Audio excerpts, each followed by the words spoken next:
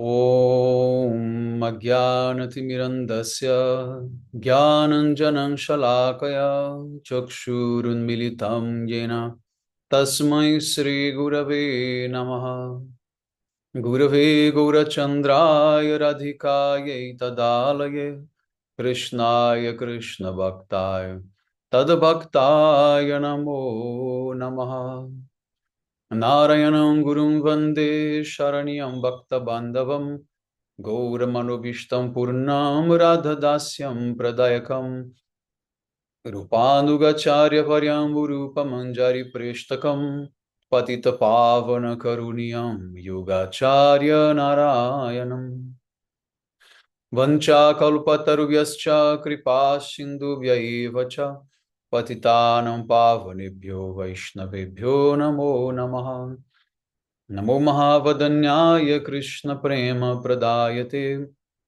Krishnaya Krishna Chaitanya Namne Gaura Tuise Namaha Shama Sundara Shikanda Shekara Ismerahasara Murali Manohara Radhikara Sikamam Kripanide Swapriya Charana Kinkarim Kuru Tapta Kanchana Gourangi Radhe Vrindavaneshwari Vrishabhanusute Devi Pranamami Haripriya Vrindai Tulasi Deviai Priyai Keshavascha Krishna Bhakti Prade Devi Satyavatyai Namo Namaha Shri Krishna Chaitanya Prabhu Nityananda Shri Advaita Gadadhara Shri Vasadi Gaura Bhakta Vrinda Hare Krishna, Krishna Krishna, Hare Hare, Hare Ramo, Ramo Ramo, Hare Hare. Muito bem, então primeiramente eu gostaria de dar início oferecendo as minhas mais humildes e respeitosas reverências aos pés de lótus do meu mais adorado Gurudeva, Nitalila Pravishta Om Vishnupada Stotara Sata Srimad Srila Bhaktivedanta Narayana Goswami Maharaja e também ao meu mais adorado Shiksha e Sannyasa Guru Nitarila Pravishta Om Vishnupada Stotara Sata Srimad Srila Bhakti Vigyan Bharati Goswami Maharaja e a todo o Ciro Pando Gauriya Guru Varga, a todos os nossos mestres do passado, do presente e do futuro, e a todos aqui hoje presentes as minhas mais respeitosas reverências. Muito bem, então hoje nós vamos falar sobre o Kumbh Mela, que é o maior festival, né, já realizado pela humanidade, né, desde sempre, na verdade, né, e ele só vem aumentando, né, a cada edição. É um festival que ocorre na Índia, em 3 cidades sagradas, basicamente, Allahabad, ou Prayaga, Ujjain e Haridwar.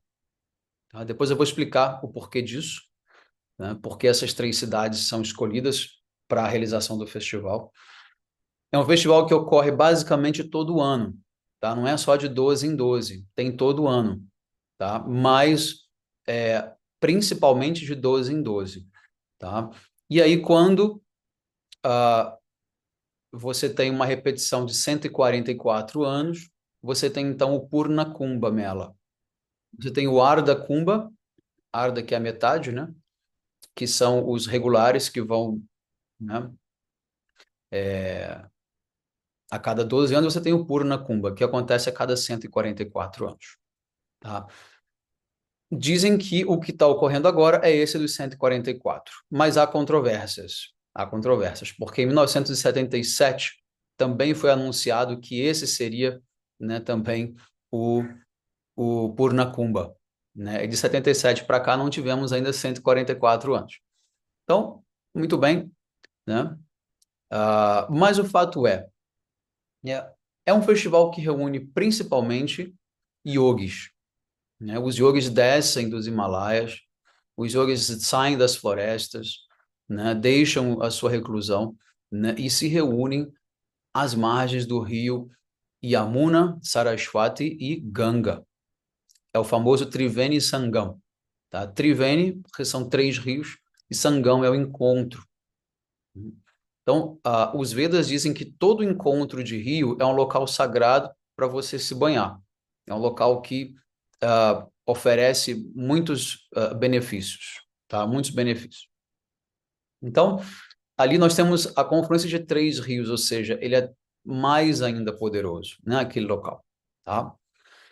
Então,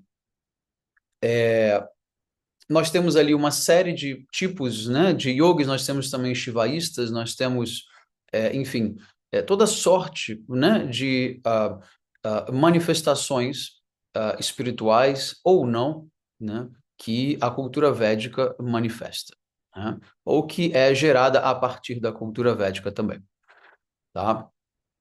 Muito bem, então, quais são os benefícios, né, obtidos por essas pessoas, né, o que atrai eles para se banhar nesse momento exato, né, porque é um festival que vai de janeiro a março esse ano, né, meados de janeiro até 4 de março, se não me engano, só que você tem dias específicos para tomar o banho, não é a qualquer momento que você pode tomar o banho, porque você não tem o efeito desejado, né? Então, eu vou tentar hoje explicar para vocês, né, com detalhes, né, baseado nos Vedas, com evidências das escrituras sagradas, né, tudo sobre o Kumbh Mela, tá? Muito bem. Então, o que os yogis querem, né, encontrar lá do Kumbh Mela é o soma, tá? O soma rasa, tá? Soma rasa é uma bebida celestial, tá? Do planeta dos semideuses, né, que tem origem na Lua, tá? A própria palavra soma também significa lua, tá? E é o nome do semideus que coordena a Lua, né? Então a gente fala de modo geral Chandradeva, né? O deus da Lua, mas esse não é o nome próprio dele. O nome próprio dele é Soma, tá? Então é esse Soma que os yogis querem ah, beber, né? Ou entrar em contato, né, por conta de um período, né, astrológico propício, né, que vai manifestar esse soma de alguma forma naquele momento. Então, quem tiver poderes suficientes, né, capacidade suficiente, vai conseguir ver e vai conseguir ter acesso ao néctar. As pessoas comuns ou aqueles que ainda não são tão avançados, eles simplesmente vão numa esperança, né, assim, quase cega de que de repente vai que alguma coisa, né, recai sobre eles, né? Vai que de repente eles conseguem alguma coisa por acidente, né? Então é aquela coisa, né? Não tem nenhuma garantia que você vai conseguir, porque você não sabe aonde que está caindo, né? E assim, os yogis de verdade, né, poderosos são poucos, né? São muito poucos, tá? Muito bem, então eu vou começar explicando um pouco sobre Soma, né? Sobre a personalidade do Soma, que é o deus da lua, né? O semideus da lua, tá? Existem duas versões sobre o nascimento dele, duas versões que são diferentes, mas que não são contraditórias nem erradas, são apenas ah, épocas diferentes. Por quê? O tempo, né, do universo, o cálculo, né, a cosmológico dos Vedas é muito complexo, muito vasto. Então, você tem a divisão de kalpas, né? Kalpas são várias yugas somadas, várias eras somadas. Então, são milhões, milhões de anos. Então, em cada kalpa você pode ter uma manifestação diferente, né, daquele semideus. Por quê? Porque o semideus ele tem vida útil, ele não é eterno, né? Ele morre, nasce, entra outro no lugar dele, né? Então, você ser o semideus da Lua, por exemplo, é um posto que você assume, né? Não é, uma função eterna de ninguém, tá? Então, uma das versões que nós temos aqui é o Deus da Lua, ele foi criado da mente de Krishna, né? Ou da mente de Narayana, tá? Por isso aí que vem a questão da Lua afetar a nossa mente, tá? Mas também a outra versão é de que ele nasceu das lágrimas dos olhos de Atri, né? Atri era a esposa de Achapa-Muni, tá? A esposa de um Muni, de um Rishi.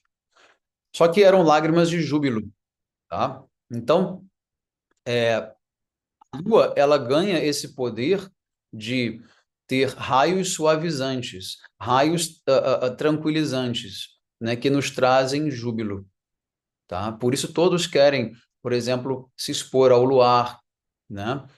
Por quê? Porque você se sente bem, né? Você se sentar para ver a lua cheia, né? Você vai se sentir bem naturalmente. Isso acalma, inclusive, a nossa mente. Então, você, às vezes, está muito agitado, você pode sair e ficar olhando para a lua durante algum tempo, né? Isso vai acalmar a sua mente, tá? É uma técnica muito simples.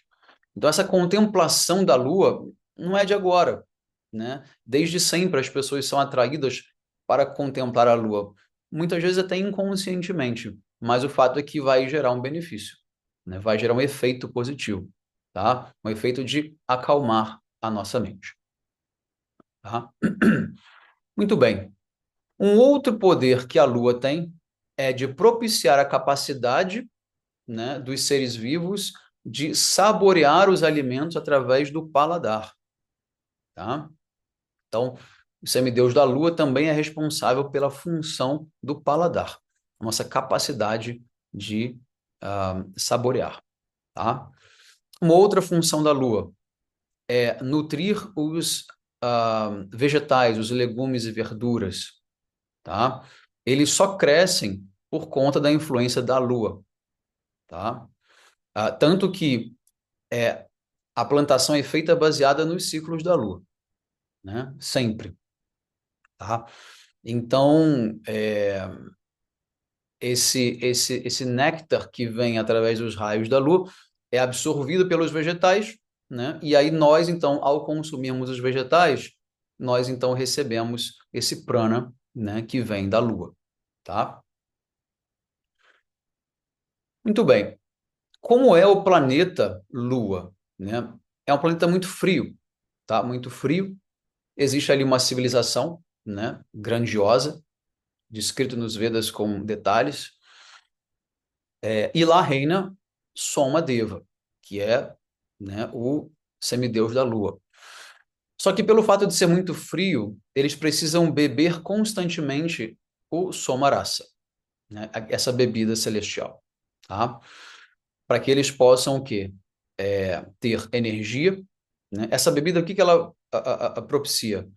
Energia, vitalidade, inteligência, e ela aumenta a duração da sua vida. Ela te dá longevidade. Não é imortalidade, porque imortalidade ninguém pode ter, né? Mas é apenas longevidade, tá? E, e do que é feita esse soma, né? Essa bebida? Bom, existem algumas controvérsias, algumas teorias, né? Sobre qual seria a planta original, né? Desse soma, mas de modo geral, né? Os médicos ayurvédicos concordam que a planta que dá origem à bebida soma chama-se Somalata, tá? Somalata. Mas outras linhas, outras concepções, tá? Mas jamais, jamais, né, não podemos confundir com ayahuasca, com cannabis, nada desse tipo, tá? Por quê? Porque o soma não é uma bebida intoxicante, inebriante, tá? E tampouco ela vai causar alucinações e coisas desse tipo, tá?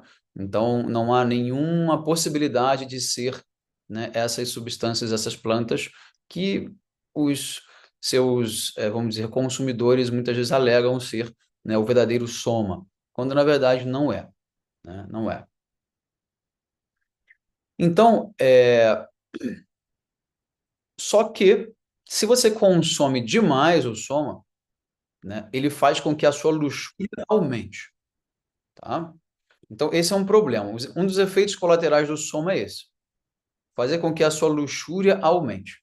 Então, os semideuses, para quem não sabe, eles já vivem num meio muito, vamos dizer, muito luxurioso, né? Tudo é da melhor qualidade, né? Aonde eles moram, né? Nos planetas celestiais.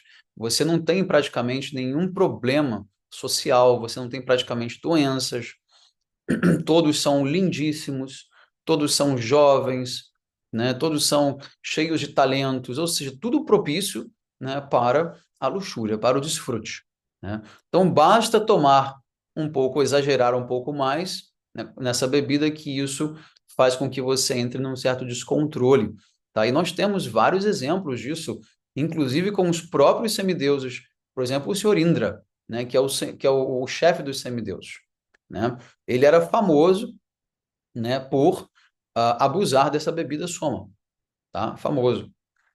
E cometeu vários atos pecaminosos, né, em função disso, tá?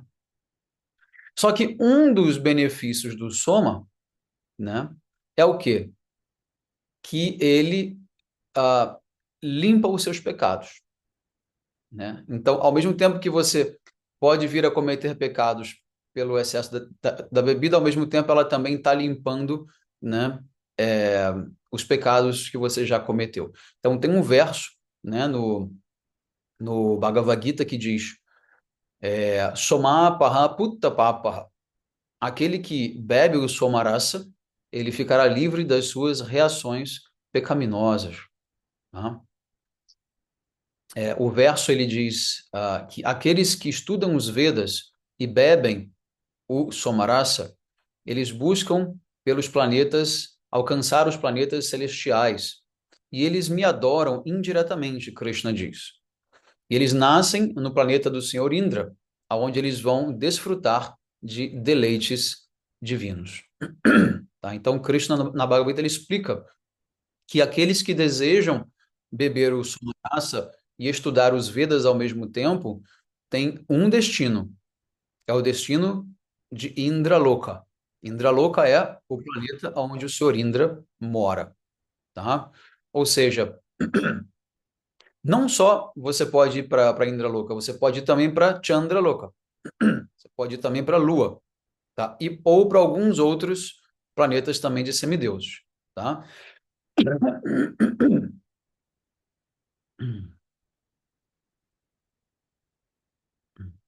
Então, muito bem.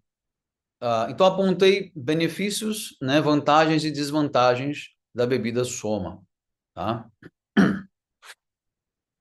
E, obviamente, enfatizei o fato de que não tem absolutamente nada a ver com nenhum tipo de bebida alcoólica, nem de nenhum licor, né, nem de nada que vá trazer um aspecto alucinógeno, enebriante, etc, etc, tá? É uma bebida que por vários ângulos, ela é mais positiva do que negativa, né?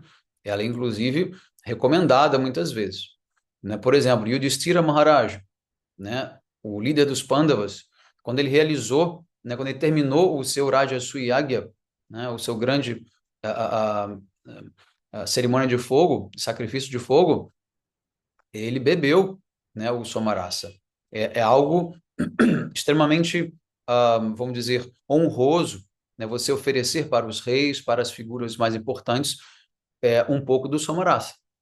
Mas você vai tomar um golinho, né? Simplesmente para você ah, honrar e receber o benefício, porque o benefício não está na quantidade, está apenas no contato com a bebida, né? A quantidade vai, obviamente, do desejo seu de querer desfrutar, né? Então, Indra tinha essa tendência.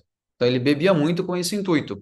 E o Distira Maharaj, não. O Distira Maharaj, ele era sério, ele era dármico, responsável. Então, para ele, esse efeito não interessava, né? Uma outra informação importante de dizer é um verso do Srimad Bhagavatam que diz que, na verdade, o sêmen de Deus se manifesta como a bebida soma, tá? E esse soma, né, ele então seria, vamos dizer assim, uma bebida extremamente refinada, extremamente refinada, porque representa o sêmen do Senhor Supremo, tá? E existe também um ritual do Soma Yagya, tá? Que ele é feito justamente com o intuito de você honrar essa bebida Soma, tá? Então, é uma bebida extremamente sagrada, né? Mas que pode ser, obviamente, mal utilizada, tá?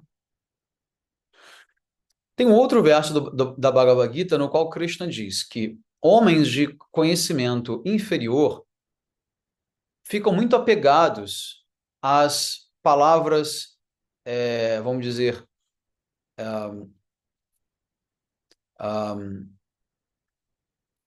aos floreios dos Vedas, nas palavras floreadas dos Vedas, né, que recomendam atividades fruitivas para a elevação a planetas celestiais, né, o que resulta em um bom nascimento, poder, etc. Né, desejando essa gratificação dos sentidos e uma vida opulência, né, eles não pensam em mais nada a não ser isso. Tá? Então, a partir daqui, nós já podemos entender um pouco o perfil das pessoas que querem estar no Kumbh Mela, tá? Então, aparentemente, né, nós temos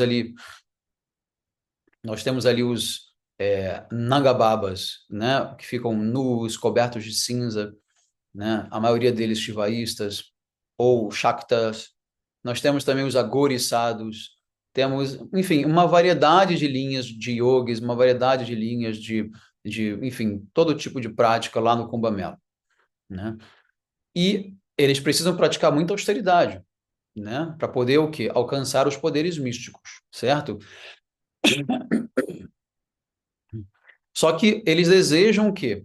Na verdade, se elevar para os planetas superiores, né?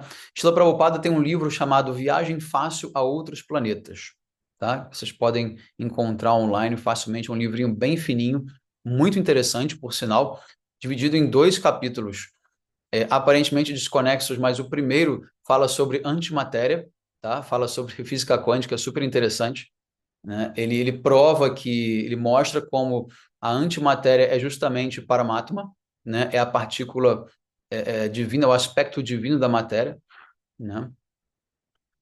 Que coexiste, né, ao lado da matéria, que é chamado de antimatéria.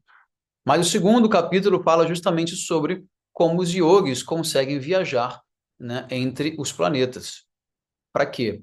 Para justamente conseguir acesso ao soma, né, e aos desfrutes, né, do mundo dos semideuses. Tá? Agora, existem yogis lá no Kumbh Mela que não têm esse desejo? Sim, existem. Existem yogis de verdade, né? Na Bhagavad Gita, Krishna explica sobre diferentes tipos de yogis, né? Então, nós temos os yogis que, de fato, desejam a comunhão com o Paramatma, né? São os Paramatmavadis, né? Tem os yogis que desejam a união com o Brahman, que é o aspecto impessoal chamado de Brahmavadis, tá? Esses são yogis genuínos, né? Yogis que praticam Astanga Yoga, né? Descrito por Patanjali, tá? Que no caso, na verdade, foi descrito antes pelo próprio Krishna na Bhagavad Gita. Mas existem também os yogis que são yogis materialistas, que nós chamamos, né? São yogis que querem apenas desenvolver poderes místicos, habilidades corpóreas e mentais, né? E principalmente para poder obter acesso, né, ao planeta dos semideuses, tá? Então, a grande maioria dos yogis que estão lá no Kumbh Mela tem esse objetivo. O festival é feito para isso. É feito para isso. Mas ali no meio existem yogis fidedignos, existem devotos fidedignos? Sim, existem. São raríssimos. São raríssimos, mas existem, tá? Por que eles são raros? Tem um verso no Srimad Bhagavatam que proíbe, né, os brahmanas, né, kshatriyas e vaishyas, né, a beberem o somarasa, né? Então o verso diz: qualquer brahmana ou sua esposa que beba, né, licor, aqui no caso é bebida alcoólica mesmo, é levado pelos agentes de Yamaraja para um inferno chamado Ayapana. Esse inferno também pode abrigar qualquer kshatriya, vaishya ou pessoa sob um voto, né, por exemplo, os Vaishnavas, né, ou algum shivaísta, né, que cai na ilusão de beber o somarasa, né?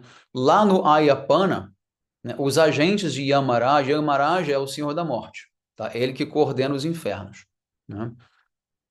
Os agentes de Yamaraja sobem no peito dessas pessoas e derramam ferro derretido em suas bocas. Essa é a punição.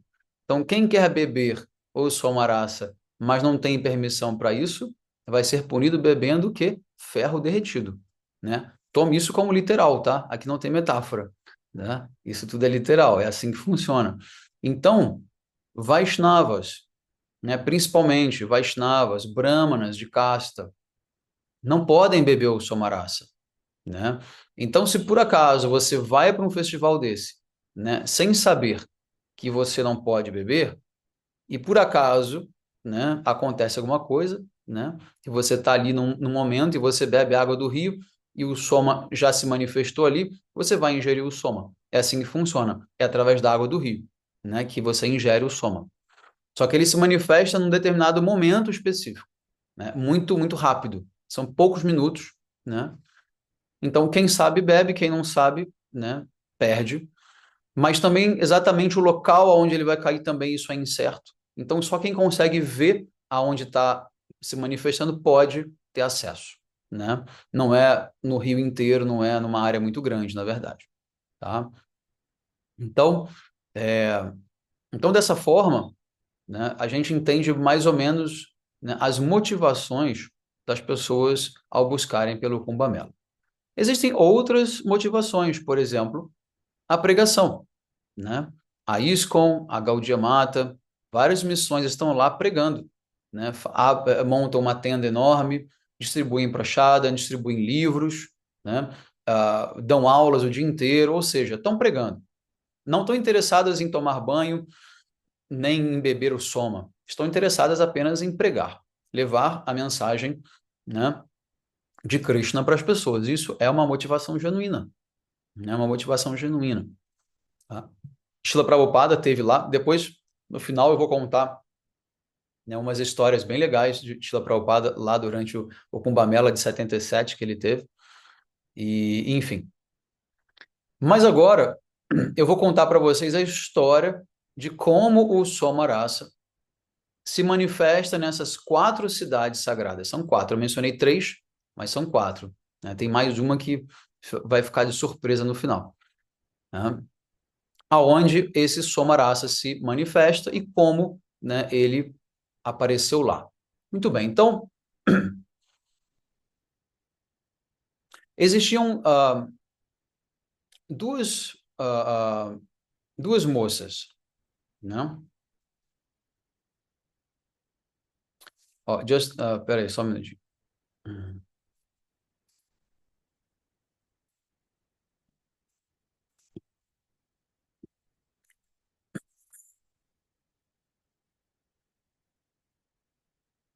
Bom, então, certa vez, houve uma discussão entre as duas esposas de Kashyapa Muni, né?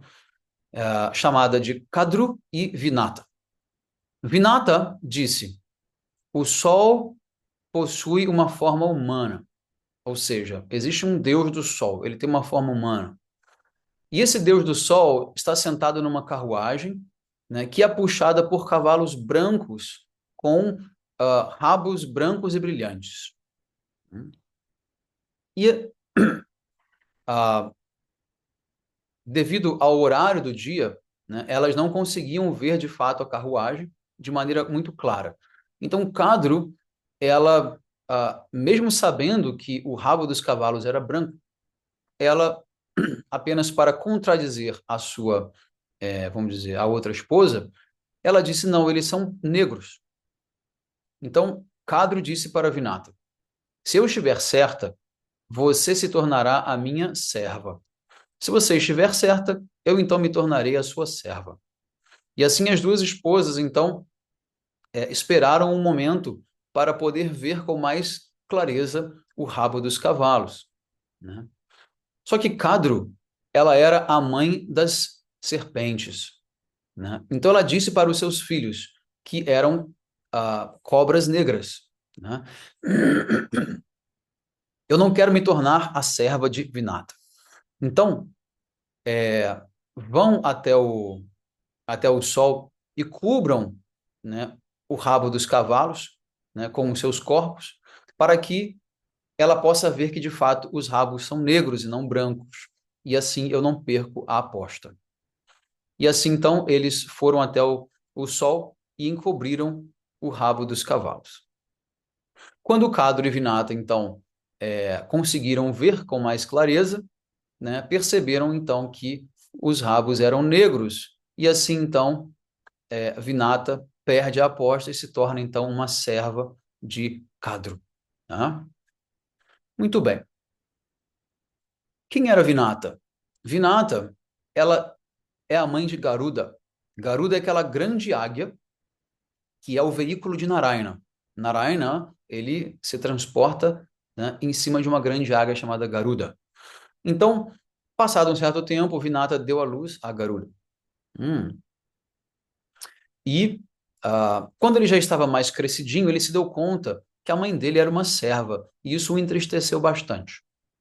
Ele disse para a mãe dele: o que eu posso fazer para te tirar dessa condição de serva, né, de empregada, né, de cadro? E Vinata disse: existe apenas uma condição que ela colocou, é se eu entregar para ela um pote de soma rasa. Daí vem o nome Kumbha. Kumbha significa pote, né? E Mela significa festival, encontro, gathering, né? Então, é o festival do pote, né, o Kumbha Mela, por quê? Porque é o pote que contém justamente o Somarasa. Então, Garuda, ele sabia, né, que o Senhor Indra guardava um pote de Somarasa a 7 chaves lá no seu planeta, e ele então partiu até lá voando, lutou contra todos os semideuses, os venceu e conseguiu então pegar o pote e trouxe para sua mãe, né? Conseguindo então libertar sua mãe, né, do jugo de Cadro. Só que no meio do caminho, Garuda parou para descansar em 4 cidades. Em Prayaga, que hoje é Allahabad, mas é Prayaga, Haridwar, Ujjain e a quarta, Vrindavana. Uhum. Então, nesses lugares onde ele parou para descansar, ele colocou o pote no chão, né? Então, nesse momento, né, parte desse néctar cai nessas cidades, tá? Cai nessas cidades. Então, por exemplo, lá em Vrindavana, né, Garuda pousa numa árvore, né, à beira do rio Yamuna, tá? E essa árvore, então, por entrar em contato com o Somarasa, teve a sua vida, né, estendida e ela ainda está viva até hoje. Já são milhares e milhares de anos e essa árvore ainda existe lá num local chamado Kaliadaha, né? E quem vai para Vrindavana pode, inclusive, tocar nessa árvore. A gente vai até esse local, porque é o local de passatempo onde Krishna subjugou a serpente Kaliya, tá? Enfim, então, dessa forma, né, quando existe um alinhamento entre o Sol, a Lua e Júpiter, a cada 12 anos, esse néctar, esse somarasa se faz disponível, tá? Para quem tiver olhos para ver, né? E poder para, obviamente, conseguir ingerir, né, esse somarasa, tá? Então, assim, existem os yogis que querem, né, apenas o lado positivo do somarasa, que é o quê? Vitalidade, força, né, inteligência, obviamente que longevidade, tá? Longevidade, porque a prática yógica, a perfeição leva muito tempo, não é algo muito rápido. Você precisa ter uma vida muito longa, né? Então, como eu expliquei logo no começo, Yudhishthira Maharaj também bebia, várias grandes personalidades também bebiam, tá? Agora, existem também os outros yogis que não querem isso. Eles querem o quê? Apenas o desfrute. Eles querem ter acesso, né, ao planeta dos semideuses e viver, né, passar ali uma temporada, porque também tem limite, né? Você tem um limite de tempo para você poder ficar lá, de acordo com o karma que você recebe, né? E eles vão lá simplesmente desfrutar, tá? É... Mas qual é o verdadeiro néctar que Garuda trouxe consigo ou traz consigo, né? Garuda, ele é um eterno servo de Narayana. Então, no coração dele, né, só existe um néctar que ele carrega. É o néctar dos passatempos do Senhor Narayana, tá? Então, quem vai para esses lugares, né, com exceção de Vrindavana, né, quem vai para Ujjain, Haridwar e Prayaga, né, vão estar recebendo, né, a misericórdia de Narayana. Vão estar recebendo a oportunidade de servir Narayana também, né, caso consigam alcançar a perfeição, tá? Então, no Kumbh Mela é normal você, antigamente, né, Narada Muni estava presente, os quatro Kumaras estavam presentes, mas eles queriam qual néctar? O néctar do Harikata, o néctar da descrição dos passatempos do Senhor Supremo. Esse é o verdadeiro néctar que os devotos querem. E esse néctar é capaz de fazer com que você perca a fome, a sede, o sono, o cansaço, né, e que você ah, entre num estado de total elevação de consciência, né, e sublimação da sua consciência, né, através de Bhakti Yoga, através do amor divino. Então, esse é o verdadeiro néctar que os devotos buscam, né, que os bhaktas e não os yogis buscam. Né? Mas Srila Gurudeva diz o seguinte: hoje em dia, os peregrinos apenas vão para se banhar no rio Ganges, né? E se ela for misericordiosa, em alguns milhares de anos, ela talvez consiga purificá-los, né? Por outro lado, né? Quando você tem a associação com um devoto puro de Krishna, com um Vaishnava puro, essa purificação ela é imediata, né? Mas aqueles que desejam ir para Swarga, né? Swarga é também onde vivem os semideuses, uma parte dos semideuses, né? Aqueles que desejam ir para Swarga terão a sua luxúria, os seus problemas, o seu orgulho aumentados e principalmente o seu falso ego, né? No entanto, uma associação com devotos de alta classe, né, podem fazer com que todas as grandes qualidades, né, de um devoto se manifestem no seu coração. Então, existe aí uma diferença muito grande, praticamente entre água e vinho, ou entre água e soma, né? Aqueles que querem desfrute material e aqueles que querem a vida espiritual. Então, você tem esses dois tipos de pessoas lá no Kumbh Mela, tá? Meu Gurudeva diz mais uma coisa, diz o seguinte: é dito nos Shastras, nas escrituras sagradas, que você poderá ser liberado, né, ao se banhar durante o Kumbh Mela. Mas isso está dito apenas para atrair as pessoas comuns para que elas possam se encontrar com os santos de verdade, como Narada Muni e outros.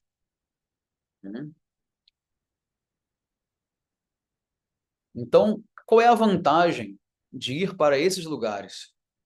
A única vantagem que existe é se você vai lá para se encontrar com santos, né, com grandes personalidades. Essa é a única vantagem. Porque o próprio Somarasa em si, até o próprio Rio Ganges, o Yamuna e o Sarasvati, não podem nem de longe te beneficiar, tanto quanto um santo pode, tanto quanto um Vaishnava puro pode. Tá? Então, essa deve ser a nossa meta. A nossa meta. Existe uma canção de Srila Bhaktivinoda Thakur, que ela é muito bonita, ela diz o seguinte: Je tirte Vaishnav nai, she tirte nahi jai, ki labh hantia durdesh. Jatai Vaishnava gan, se stan Vrindavan, se stan Ananda Ashish. Diz o seguinte: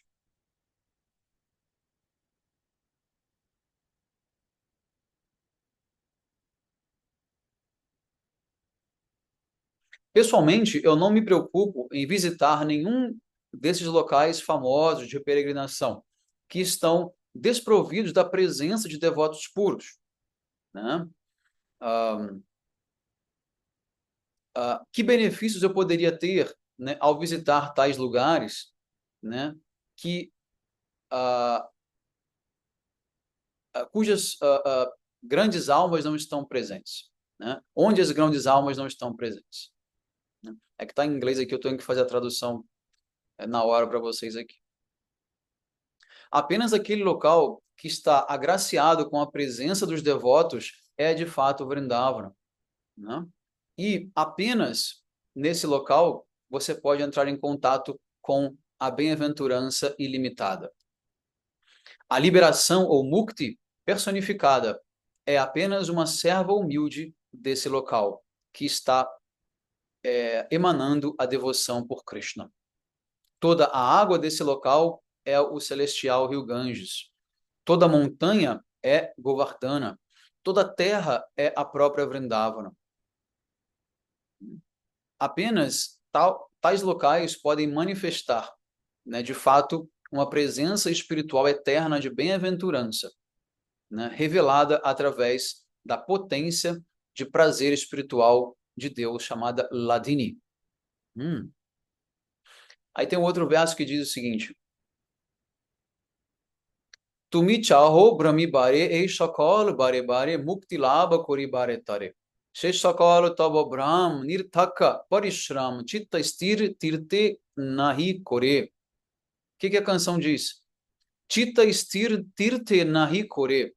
Ou seja, você visitar um tirtha, né, que é um local de peregrinação sagrado, não torna a sua chitta estável. O que é a chitta?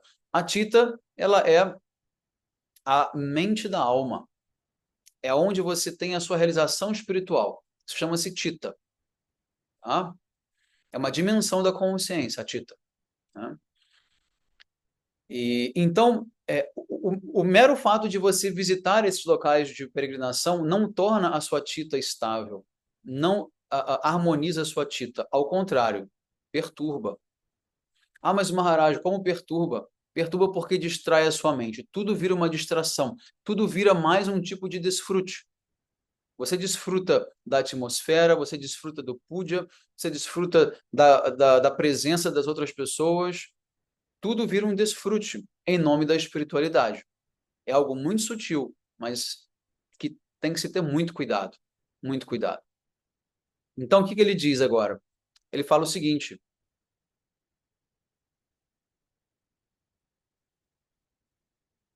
cadê? Tirtha fal sadhu sanga antaranga, Shri Krishna bhajana manohar, jota sadhu tota tirtha, stir kori nija chitta, sadhu sanga koro nirantar. Ele diz: a única coisa capaz de estabilizar a sua chitta é a associação com os devotos puros, com os santos, né? O fruto verdadeiro, né, de visitar um local sagrado é estar na presença de um santo, e não só na presença, mas ouvir dele, né? O ouvir a mensagem dele é, de fato, o verdadeiro benefício de você ter ido a esse local de peregrinação. Tá? Por quê? Entenda bem, quando você se banha nesse rio sagrado, ele limpa os seus pecados, tá?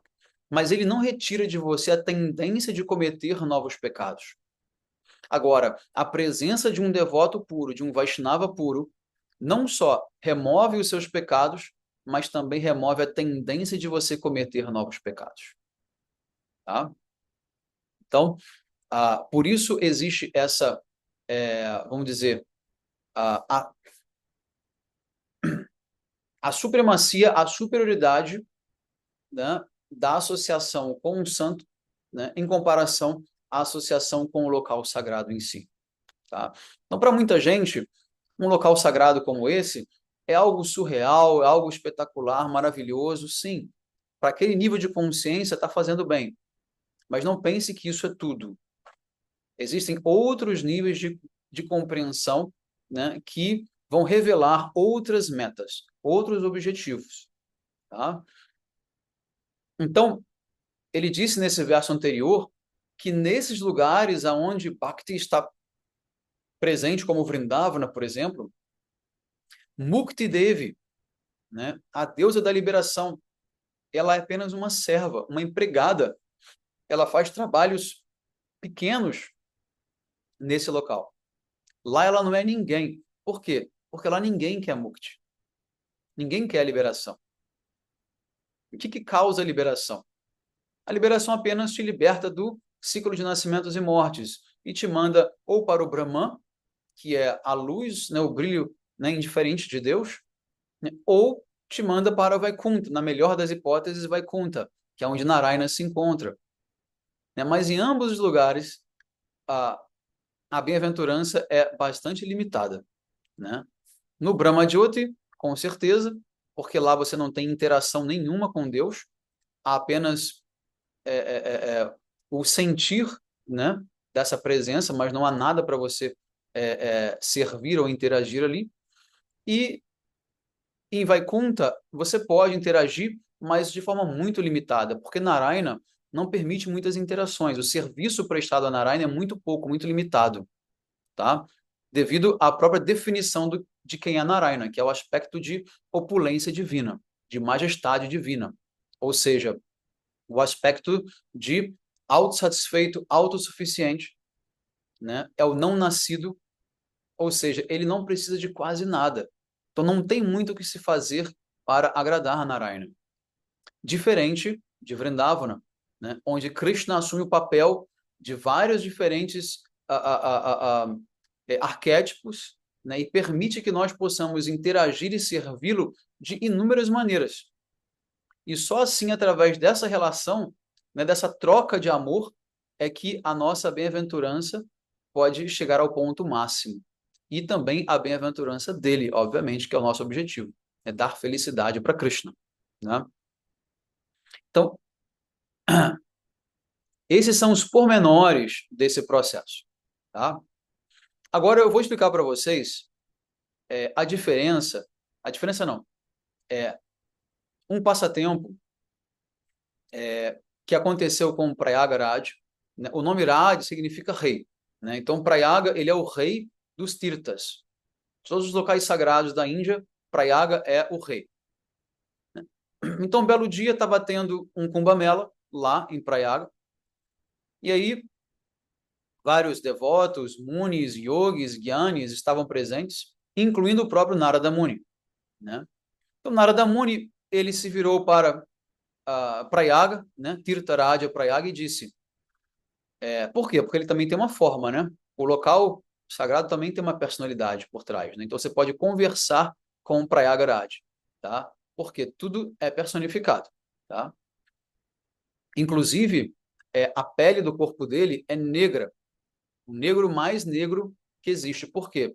Porque ele absorve os pecados das pessoas, então ele fica extremamente contaminado, tá? Poluído, né? A poluição é negra, tem essa qualidade, né? Da cor negra. Então, Narada Muni, ele pergunta para Prayagraj: por acaso você é o rei de todos os Tirtas? O melhor de todos os locais sagrados? Ele disse: sim, eu sou. Narada Muni disse: eu não acredito. Como não? Percebam, todos estão aqui vindo prestar reverências a mim. Todos os locais sagrados da Índia vieram aqui prestar homenagens e se banhar aqui no meu lugar, aqui no meu local. Narada Muni disse: é verdade, mas você viu por acaso algum local sagrado de Vrindavana ter vindo aqui te prestar reverências e homenagens? Ele então olhou, procurou, olhou, não viu, né? E ficou muito, muito indignado. Mas como assim? Vrindavana não veio prestar reverências a mim, eu sou o Tirtha, eu sou o rei, né? O rei merece, né? Respeito, né? Então, Narada Muni disse, então eu acho que você não é o Tirtharaj, né? Como você acha. Então, Tirtharaja ficou muito, muito danado e foi até Vaikunta falar com o Narayana, né? E reclamar com o Narayana. Disse, Narayana, que história é essa? Você me deu esse título e Narada Muni agora disse que eu não sou o rei, porque Vrindavana não veio, né, prestar reverências a mim. E aí Narayana disse, não, Narada Muni está só, de fato, querendo fazer uma brincadeira com você. Você é o Tirtharaja. Por quê? Porque Vrindavana não é um Tirtha. Vrindavana é o meu coração. Vrindavana é a minha morada. Então, ela jamais poderá ser comparada a um local de peregrinação sagrado como você é, por exemplo. Então, ela não está nesse nível que você se encontra. Então, por isso, ela jamais iria prestar reverências a você, mas porque ela não precisa. Então, não se compare jamais a Vrindavana. Vrindavana é um Dhamma. O que significa Dhamma? Dhamma é a morada divina manifestada aqui na Terra. Então, existe uma diferença entre Dhamma e Tirtha. Né? Dhamma é a morada divina transcendental que se manifesta aqui na Terra, aonde aquela personalidade divina vai nascer, vai se manifestar. Então, Vrindavana Dhamma manifestou Radha e Krishna. Né? Ayodhya Dhamma manifestou Sitaram. Né? Kailash Dham manifestou Parvati Shiva. Né? Dwaraka Dham manifestou Krishna Rukmini. E assim por diante. No sul da Índia, o Senhor Narayana. Tá? Agora, Tirtha como Prayaga, Pushkara, etc., não são comparados. Né? Por mais que, quando a gente não conheça, a gente coloca tudo no mesmo saco, são as cidades sagradas da Índia, não é dessa forma. Não são cidades sagradas como se todas estivessem no mesmo nível. Não é assim que funciona. Tá?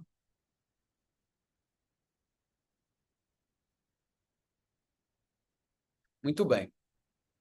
Então,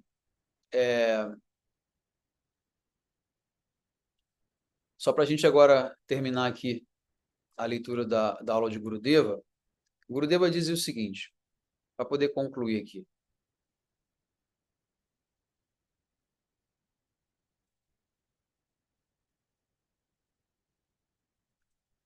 Que aqueles que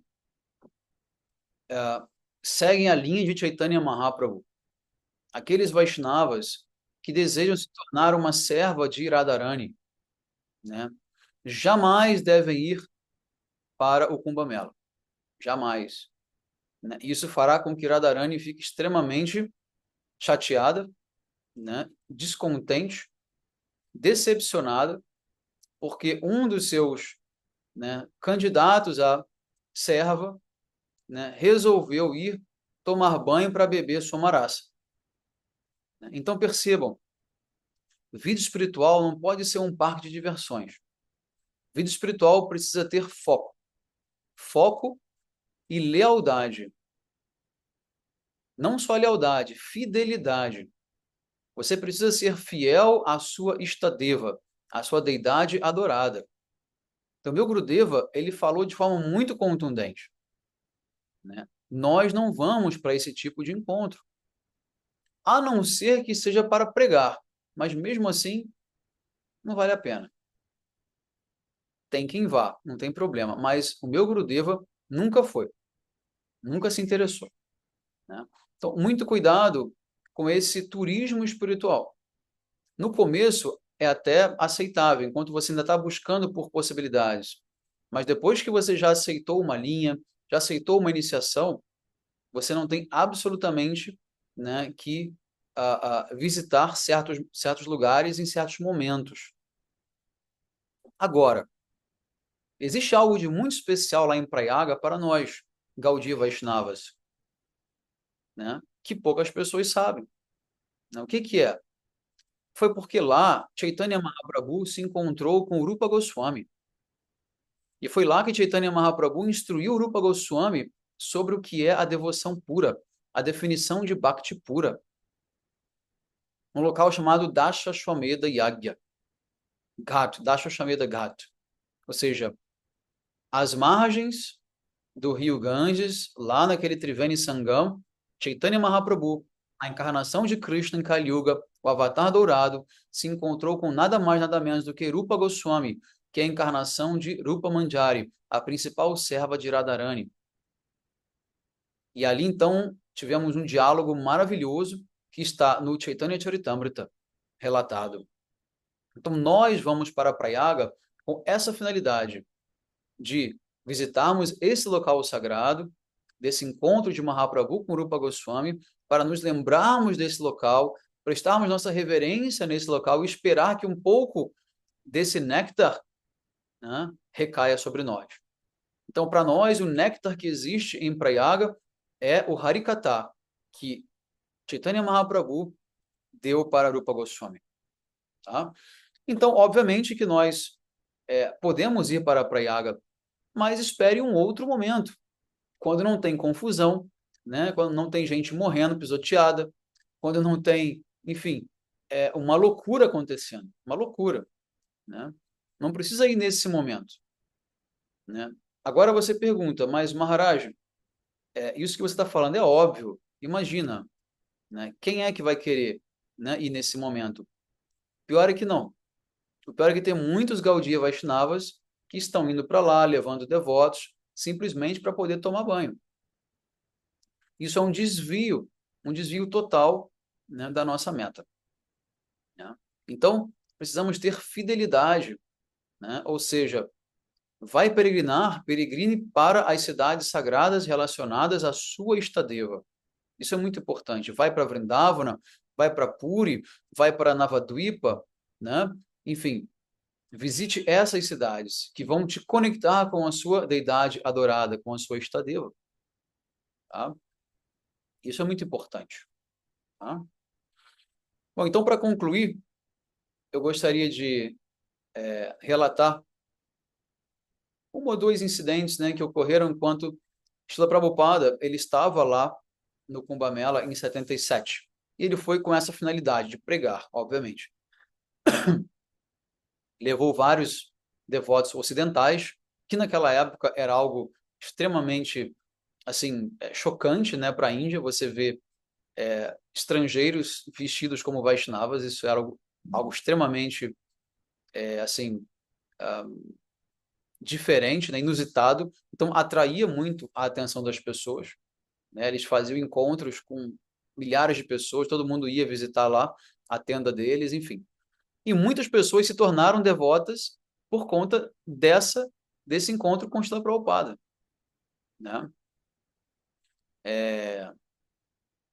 E Srila Prabhupada, ele ia às vezes caminhar, né? Ele fazia sempre uma caminhada matinal, né? E aí, quando ele passava pelo meio de algumas tendas onde tinham yogis e tal, ele ficava observando, né? Obviamente que o Prabhupada, né, tem conhecimento sobre tudo.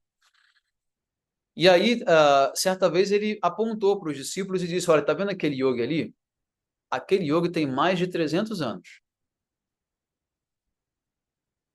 Então, é possível você encontrar pessoas ali com 300, 400, até 1.000 anos, milhares de anos. É possível. Por quê? Porque o efeito do Somarasa é exatamente esse. É dar longevidade. Né? É dar longevidade. O que eles querem é isso. Né? Então, Prabhupada diz o seguinte, abre aspas, se você for para o Kumbh Mela com a intenção de encontrar um homem de conhecimento, então o seu Kumbh Mela está certo. Do contrário, se você apenas pensa que você vai para se banhar naquela água e que isso é o Kumbh Mela, você é um Gokaraha, né? Ou seja, você está simplesmente se comportando como se fosse, vamos dizer, né, um animal, né? Então, busque sempre pela associação dos grandes santos, onde quer que você esteja. Ele está falando isso para pessoas comuns, não são para nós Vaishnavas, não é para quem já entendeu o processo, né? É para quem está na busca. E para quem está na busca, tudo é válido, certo? Isso é um fato. Tem uma outra citação de Prabhupada que ele diz, sim, lá no Kumbh Mela, muitos praticam bhajana sadhana, né?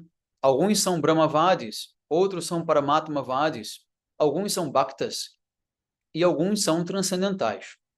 Não são pessoas materialistas, né? Se você conseguir obter a associação deles, né, então a, a, sua, a sua ida ao Kumbh Mela terá sido bem sucedida, né? A base da civilização é Sadhu Sangha, a associação com os santos, tá? Então existem sim homens ali, né, e mulheres que são santos de verdade, né? As intenções deles não são de desfrute, não são materiais, são espirituais, mas não são da nossa linha de Bhakti, não são. Podem até muitas vezes fazer uma prática de Bhakti, né, misturado, mas não são Bhaktas de fato. A meta deles não é servir a Suprema Personalidade de Deus, né?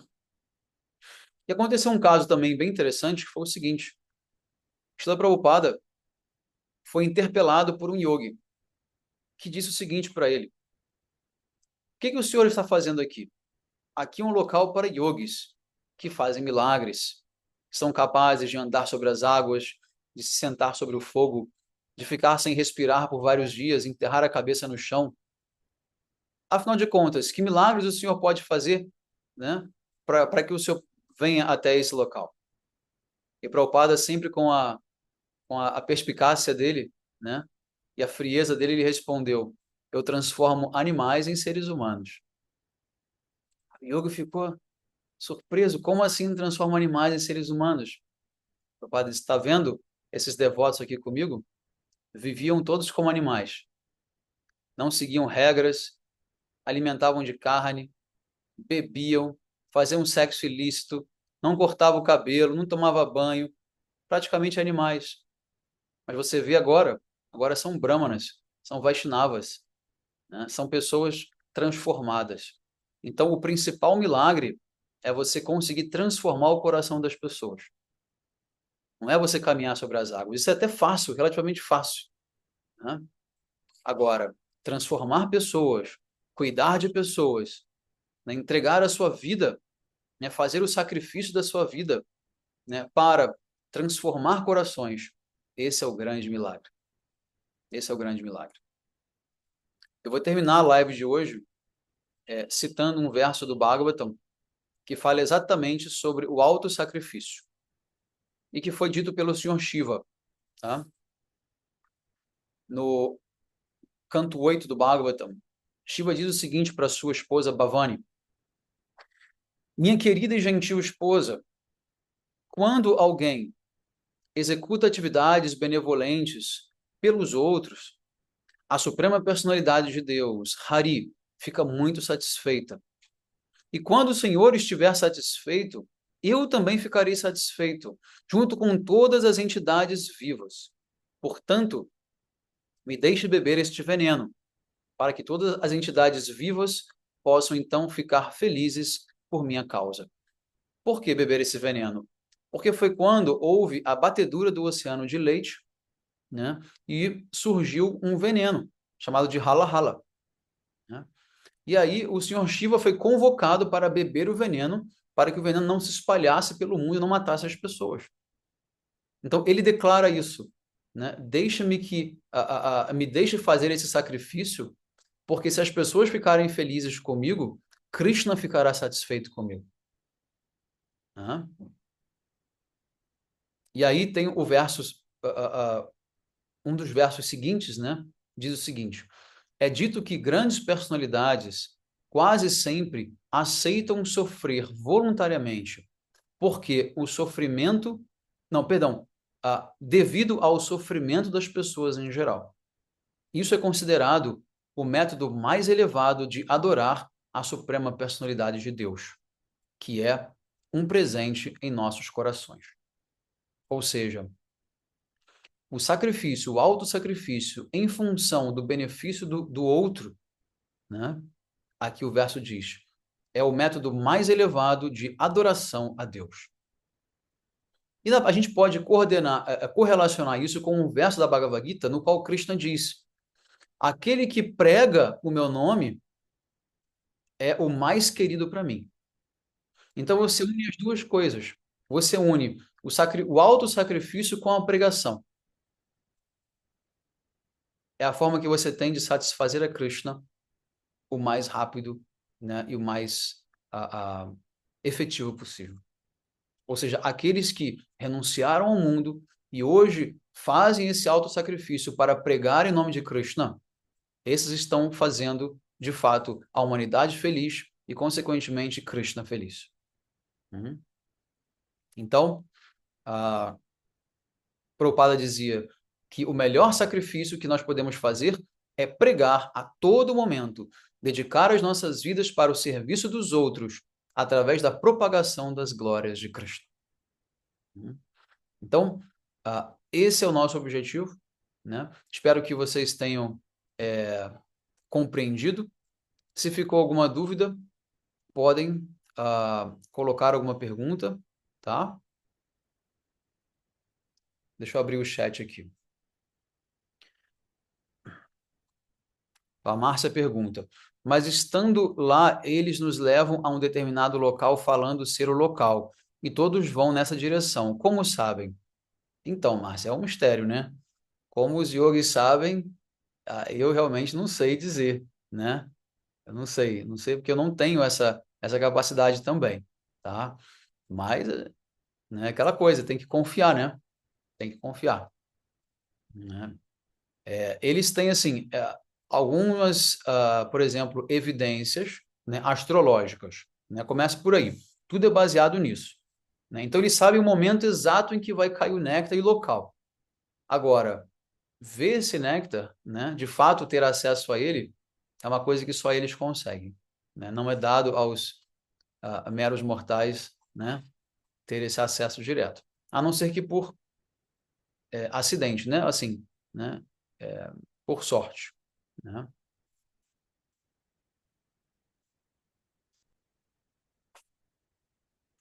Mais alguma outra pergunta?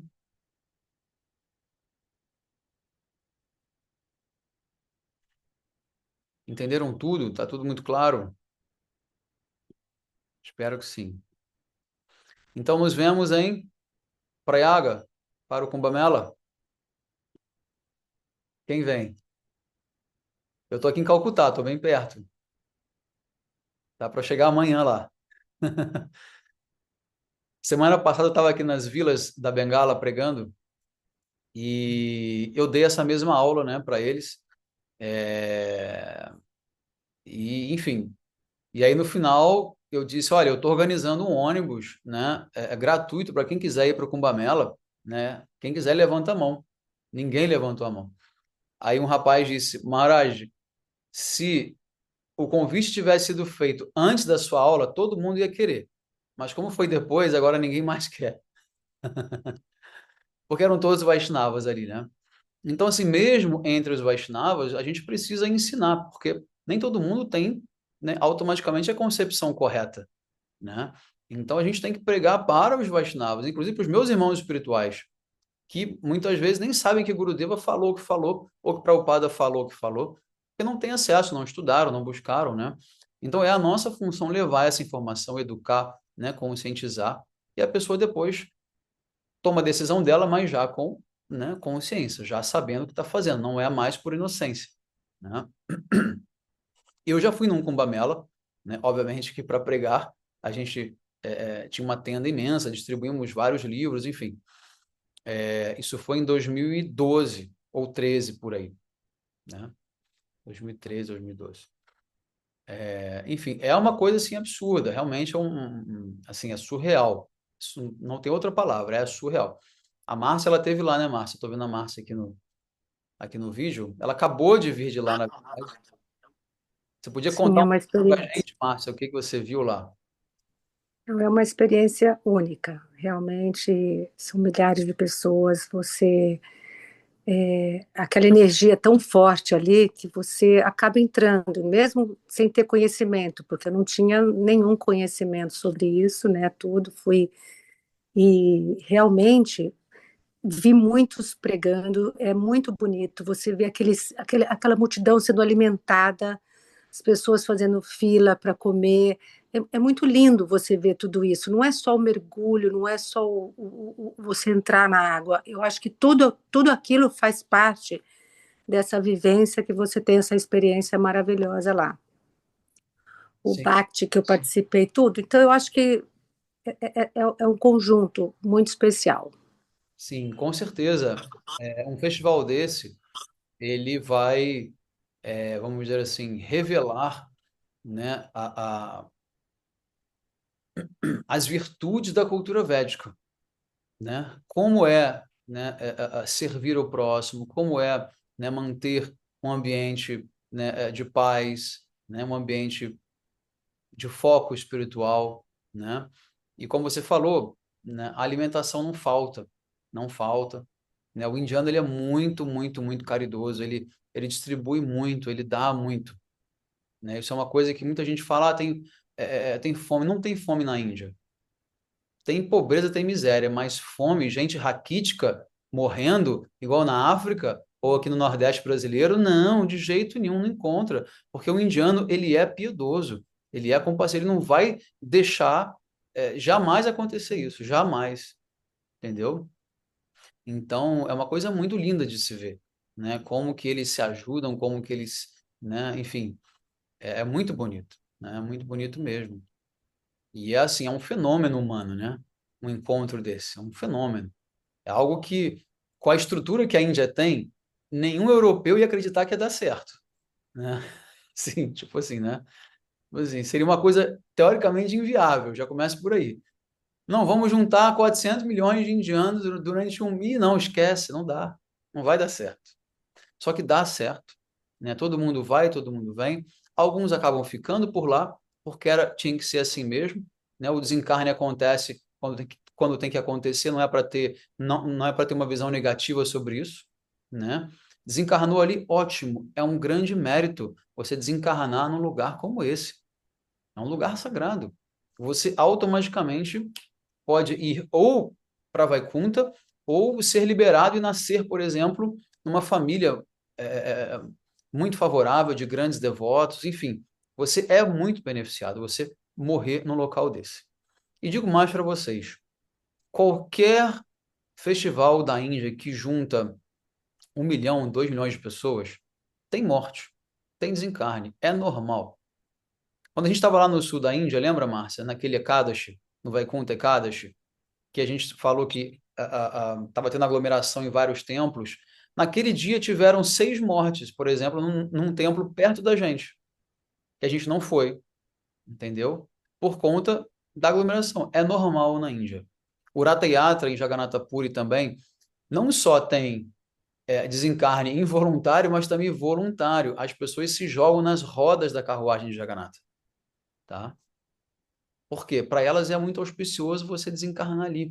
Então não tem sofrimento, não tem aquela coisa, ah, morreu, não.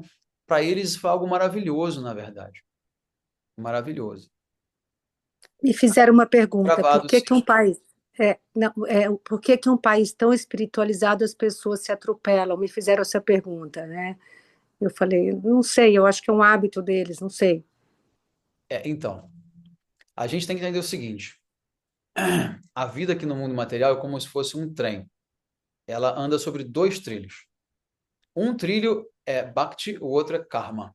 Ou seja, vida espiritual e vida material. Tá? Eles são paralelos. Tá? Então, você pode ter pessoas com a mais alta concepção espiritual, mas ao mesmo tempo vivendo ainda, né, de uma forma muito primitiva materialmente falando, né? Então, é uma coisa do indiano comum ser estabanado, ser afobado, ser ansioso. Eles não conseguem esperar nada, eles vão se jogando, vão. Então, é uma coisa deles, é um indiano comum é assim, né? É um Rajaguna muito forte. Então, Rajaguna não é Sattvaguna, é Rajaguna muito forte. Só que são cenários que Krishna ele permite, né, com algum tipo de objetivo e propósito por trás, né, que nós entendemos, né, que é o quê? Afastar as pessoas, né, que de fato não têm aquela avidez, aquela sinceridade pela prática espiritual, tá? Porque se a Índia fosse como o Brasil, por exemplo, ia encher de pessoas que não tinham nada a ver com a história, né? Iam acabar com tudo, no sentido de que iam descaracterizar, né? Porque iam ser turistas, né? Aleatórios. Então, a Índia ter esses desafios, ela permite que só aqueles que são de fato sinceros, né? Estejam lá naquele momento. É uma forma de você filtrar, né? Pessoas desfavoráveis, né? Então, você teve em Vrindavana também. Vrindavana é extremamente suja, extremamente complexa, tem vários problemas, vários, né? Quem anda pelas vielas ali, tudo mais, fica horrorizado. Agora, é o local mais elevado de todo o universo, toda a existência, né? Porque os Vedas falam isso, né? Então, assim, é uma forma de você proteger o local. Você, de fato, afastar, sabe assim? Como se fosse uma carranca, né, para você afastar os maus espíritos, né, as pessoas ruins, né? Então é uma carranca em si a cidade, entende? Então a Índia ela é uma carranca em si, ela não precisa de uma carranca, ela já é a carranca em si, ela já afasta quem não tem sinceridade espiritual, quem não tem aquele desejo genuíno de buscar pela espiritualidade, porque tá lá, né? É a civilização mais antiga é a civilização eterna, é o conhecimento eterno, né? São os Vedas, é a história toda que está ali. Para você querer fazer parte disso, você tem que sacrificar alguma coisa. Não pode ser uma Disneylândia, não pode ser um resort, senão ia ser muito pior, né? Ia atrair pessoas que não têm nada a ver com a história. Já atrai do jeito que é, imagina se fosse melhor, né? Então, é uma forma de autoproteção, né, da cidade sagrada. Interessante. Isso. O Atati perguntou se vai ficar gravado. Sim, já estou gravando. Maria Fernanda nem lembrava que era tão sujo assim. Ah, Maria Fernanda é minha mãe, agora que eu percebi. Minha mãe já esteve lá 2 vezes, ela e meu pai. E teve até uma situação engraçada, eu vou contar para eles. A gente estava em Navaduipa, né? E a gente foi até o Rio Ganges. Aí quando chegamos na beira do Rio Ganges, eles olharam e falaram: Ué, mas cadê a sujeira? Cadê a poluição? Não tinha. É um local lindo, maravilhoso. Aí eu falei: Vamos se banhar? Não, banhar também não. Aí já é demais.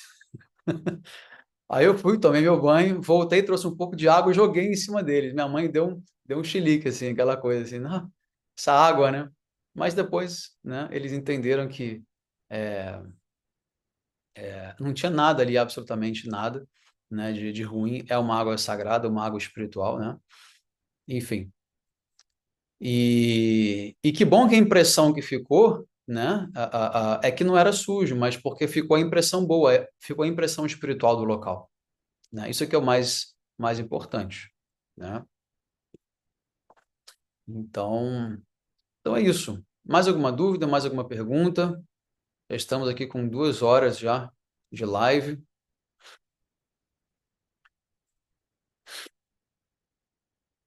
Muito bem. Então, eu vou encerrar aqui